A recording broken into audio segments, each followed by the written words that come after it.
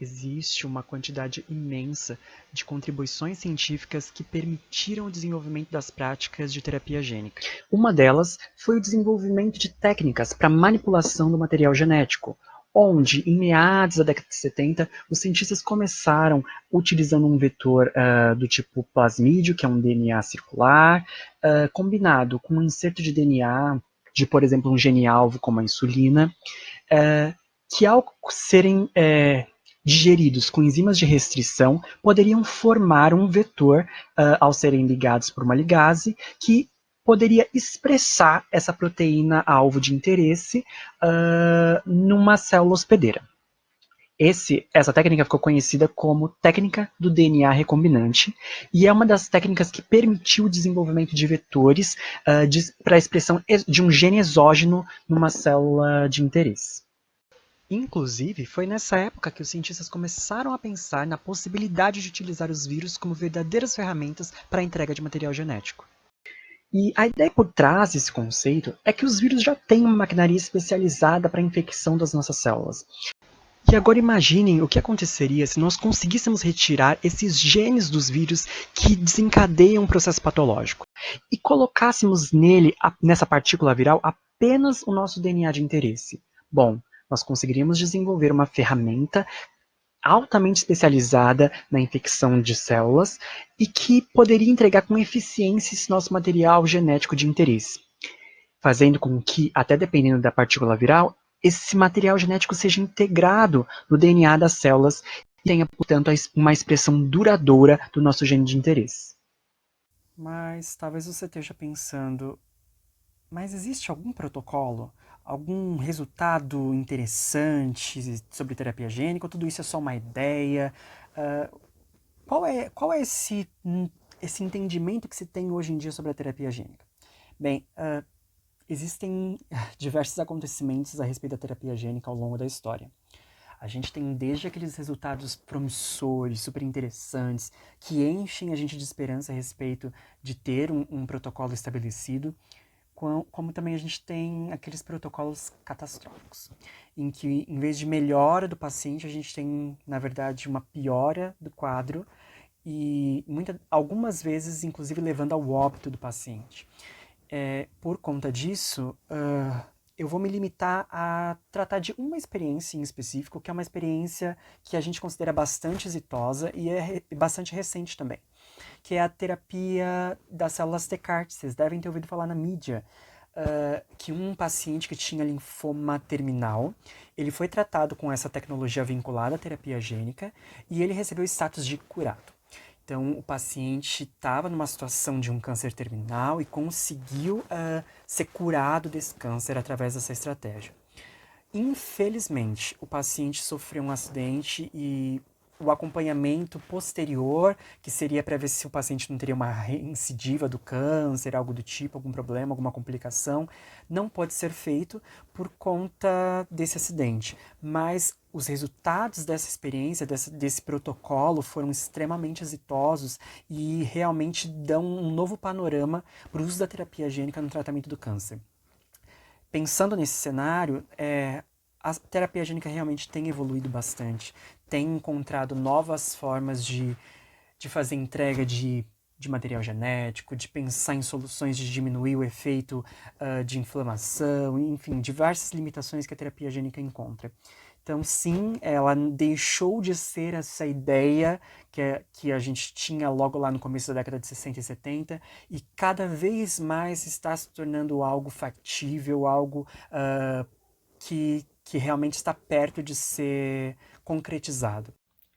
Mas, meus amigos, nem tudo são flores. A história da terapia gênica, na verdade, começou marcada de uma maneira bem ruim. O primeiro experimento de terapia gênica, ele estava se baseando em propriedades virais que, na verdade, se mostraram falsas. O segundo experimento de terapia gênica, ele até tinha uma metodologia interessante, mas ele pecou em aspectos éticos, e o que acabou manchando um pouco esse processo experimental. Mas a ciência sempre continua. E os cientistas continuaram a pesquisar, entender melhor esses processos. E em 1989, surge um novo panorama na história da terapia gênica, que foi vinculado a um processo experimental de uma doença que a gente vai discutir ela um pouquinho melhor. Essa é uma imagem bastante emblemática. Ela mostra os 3 cientistas envolvidos na aplicação desse protocolo de terapia gênica: Michael Blazey, Francis Henderson e Kenneth Culver. Nessa data eles estavam numa conferência de imprensa anunciando a aplicação desse protocolo em uma menina de 4 anos de idade que era incapaz de levar uma vida normal porque ela detinha uma doença genética causada por uma deficiência na enzima adenosina desaminase, que é uma enzima fundamental para o desenvolvimento do sistema imunológico.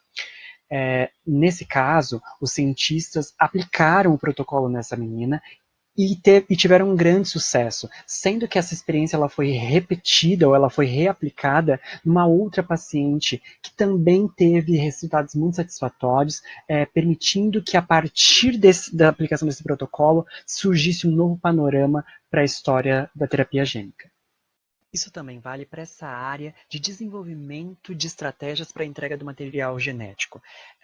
Os cientistas cada vez mais têm pensado em formas de fazer essa entrega. Uma das formas mais clássicas é o uso de vetores virais, se aproveitando das características, das propriedades desses vírus para fazer a entrega do material genético. E cada uma dessas propriedades deve ser levada em consideração, porque há propriedades consideradas positivas dentro de um protocolo de terapia gênica e há propriedades consideradas negativas. Por exemplo, no caso de retrovírus e lentivírus, que possuem uma alta taxa mutacional relacionada ao uso desses vetores, porém que consegue gerar uma expressão duradoura desse transgene. Já, por exemplo, os adenovírus, quando eles são utilizados dentro de um protocolo de terapia gênica, eles tendem a desencadear um processo de inflamação aguda, apesar deles terem essa grande capacidade de transferência de material genético. Já os adenos associados, eles têm essa capacidade limitada de transporte de DNA, mas eles produzem uma resposta inflamatória leve, que pode ser interessante quando se pensa num protocolo de terapia gênica. Além do uso dos vetores virais, nós também podemos fazer uso dos vetores não virais, que são esses vetores como, por exemplo, os plasmídeos, que podem ser injetados nas células dos pacientes, a fim de que essas células possam utilizar esse plasmídio para expressar a proteína de interesse. Como vocês podem verificar, esse plasmídio ele permanece epissomal, ou seja, ele não se integra no material genético, no DNA das nossas células, fazendo com que essa seja uma expressão que a gente chama de transitória, passageira. Uma das formas de aumentar a eficiência desse transporte do plasmídio para o interior das células é o uso, por exemplo, de vetores nanoestruturados, como lipossomas, nanocápsulas, nanopartículas, que permitem o transporte de uma grande quantidade desses vetores para as proximidades da célula. Inclusive, podem ser colocadas moléculas quimioatratoras dentro dessas partículas, na estrutura dessas partículas, que facilitem a entrega desse material genético para as células-alvo e que, na verdade, aumentem a eficiência dessa entrega. Depois dessa rápida explanação sobre terapia gênica, eu finalizo com as palavras, na verdade, de Rafael Linden, que é um grande nome na área da terapia gênica, que ele lá em 2010 ele já dizia que a gente ainda está no limiar da história da terapia gênica. E eu continuo dizendo essa afirmação dele hoje para 2020. Nós ainda estamos no limiar da história da terapia gênica.